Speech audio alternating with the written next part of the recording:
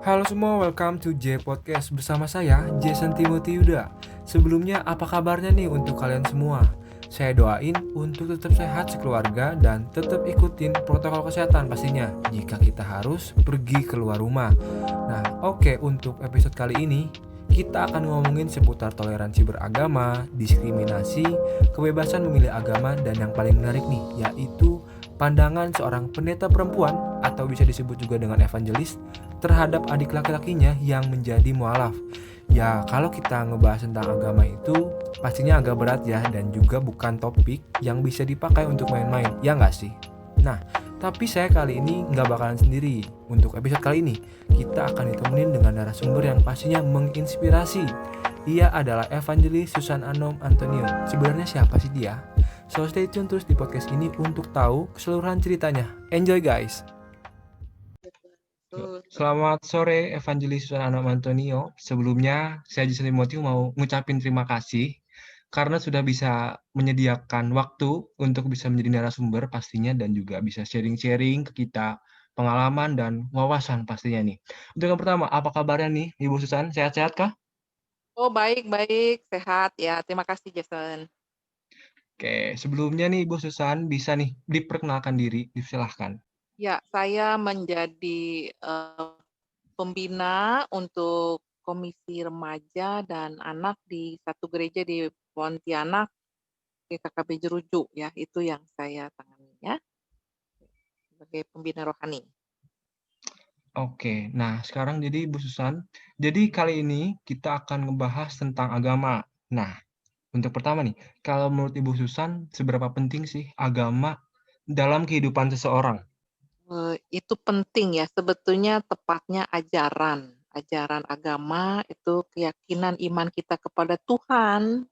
Tuhan yang dipercayai setiap orang itu penting sekali karena dengan kaidah ajaran itulah seseorang nanti berelasi dengan Tuhan, itu adalah apa namanya, wadah dia untuk, bergumul, untuk dia menentukan arah hidup dan, apa sih namanya, kisi-kisi kehidupan, pedoman kehidupan tuh ada di situ. Memang harus penting, sangat penting menurut saya ya, pedoman kehidupan seseorang dalam menjalani kehidupan dan, tolok ukur seseorang untuk mengambil keputusan untuk banyak hal dalam hidup ya, sampai akhir masa hidupnya, Oke, kalau dari gitu Jason. aku pribadi sih, jujur sangat penting ya, bener banget setuju dengan Ibu Susan. Habisnya hal tadi itu agama menjadi sebuah pedoman kita ya dalam kehidupan seseorang. Nah, kalau kita ngebahas Iya, tentang agama, pastinya nggak akan jauh nih dari sisi toleransi dan juga diskriminasi pastinya.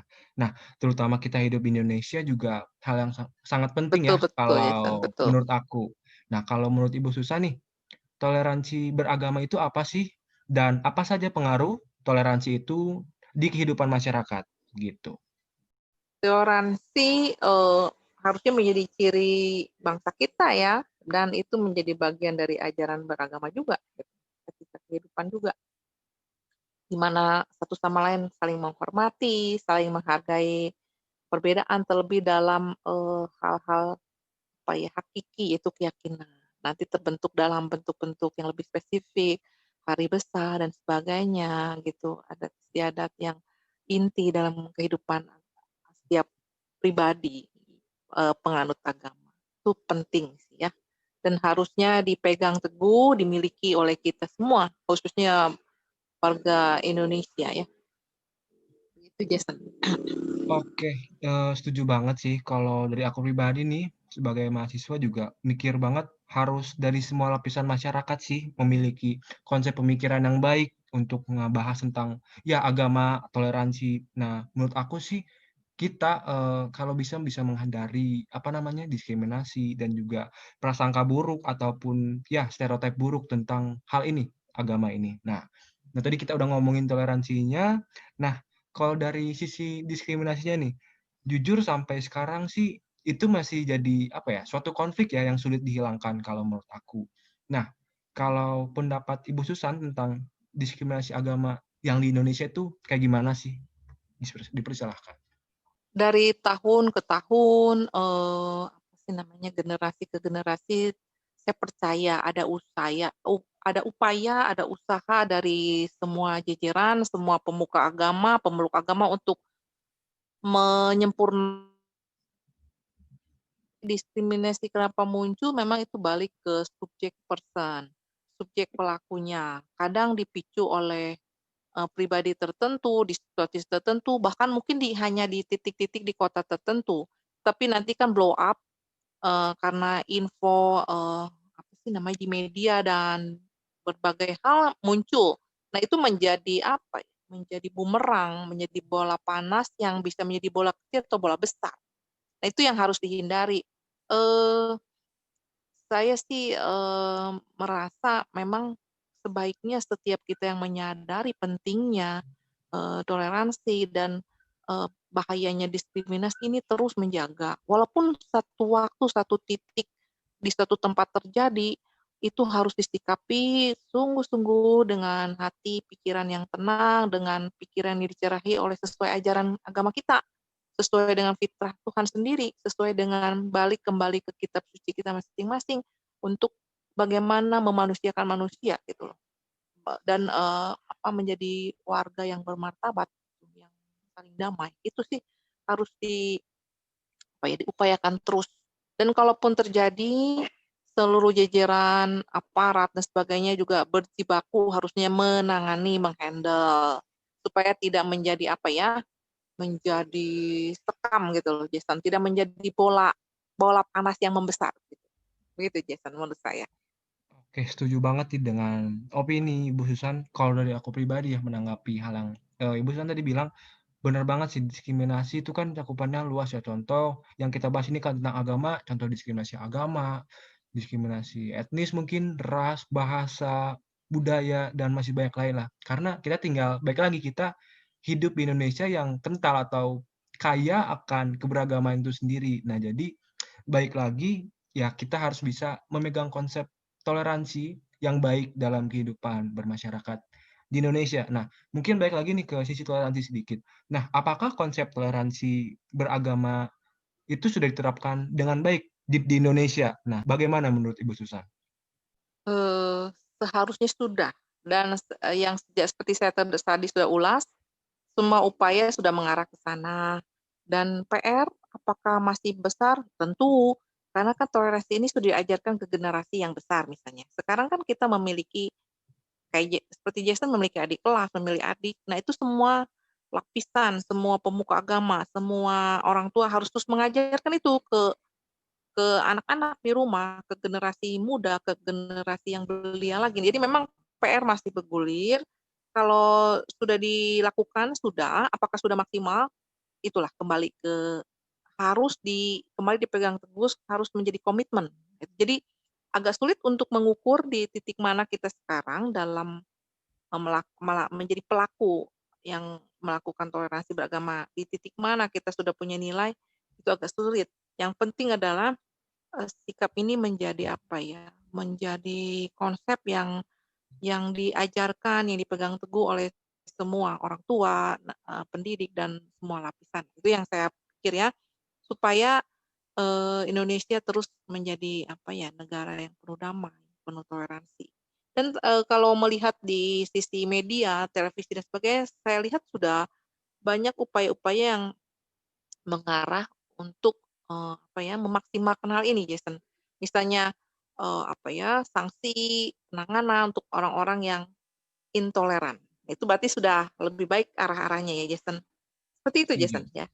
Oke, tadi kita udah ngebahas tentang agama, tentang pentingnya agama, toleransi, diskriminasi, dan konsep toleransi di Indonesia. Nah, sekarang kalau dari lingkungan terdekat kita, lingkungan keluarga nih. Contoh kalau di keluarga aku tuh masih beragam banget ya. Contohnya ada kakek aku yang beragama Buddha, mama dan aku beragama Kristen dan masih banyak lagi.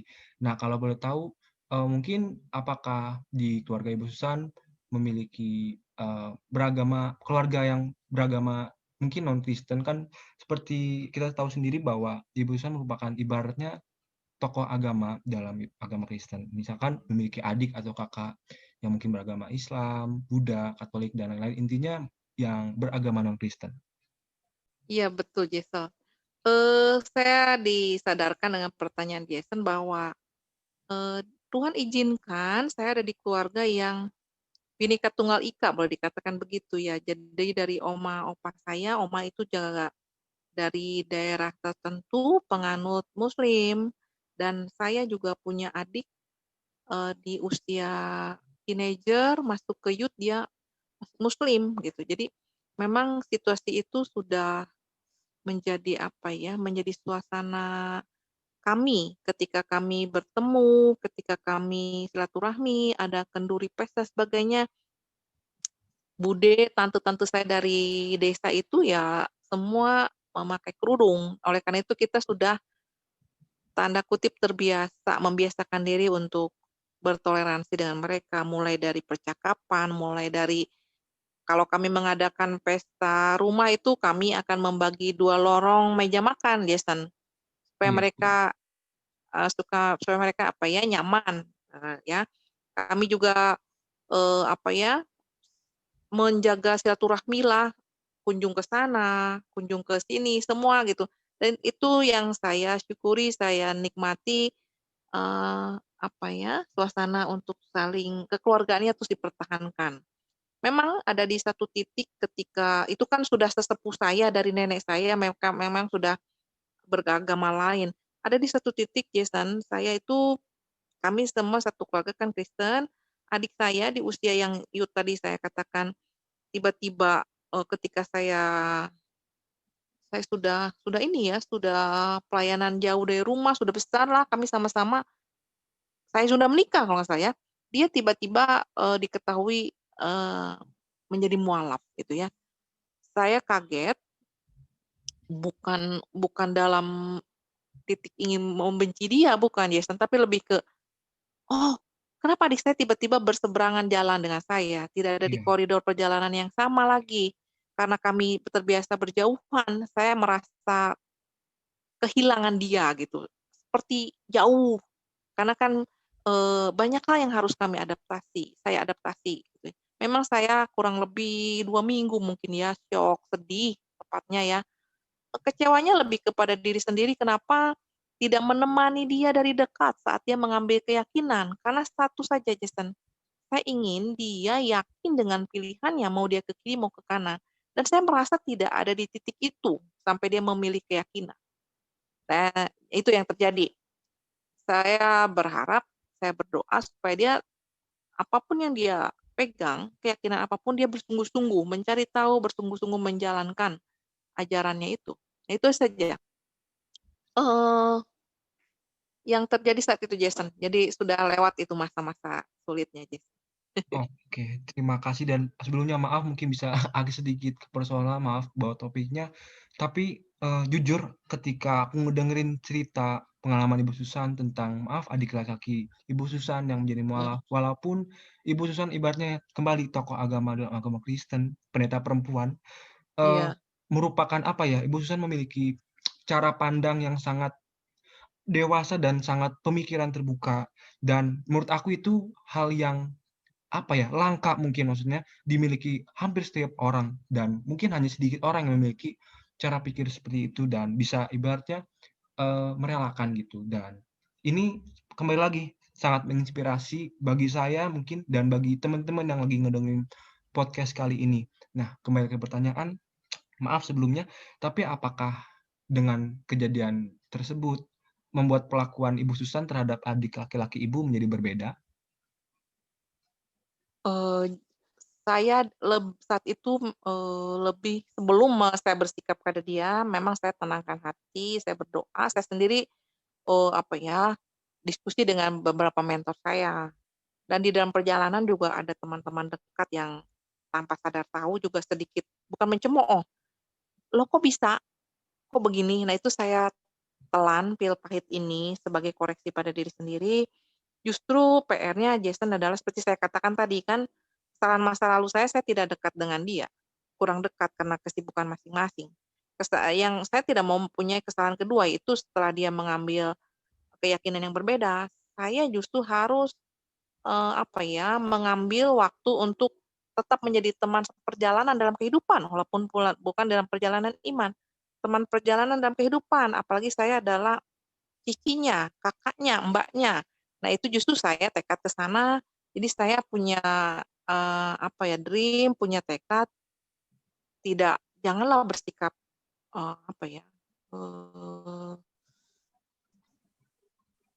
mencemooh dia, menyudutkan dia, justru saya ingin mendorong, saya juga ingin menjadi kakak yang menebus kesalahan masa lalu dengan hadir kalau bisa dalam kehidupan dia ya, dan tetap berdoalah untuk perjalanan hidup dia, karena dalam posisi dia sebagai agama muslim, dalam posisi saya sebagai agama Kristen, sebagai orang beriman kan kita dalam perjalanan hidup banyak naik dan turun dan Jason, betul nggak?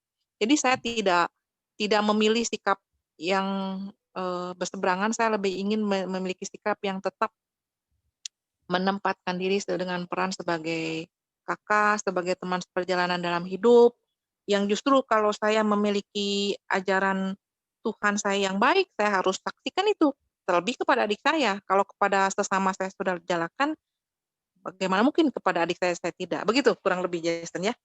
Oke, terima kasih sekali wawasan dan cerita yang menurut aku ya sekali lagi menginspirasi banget.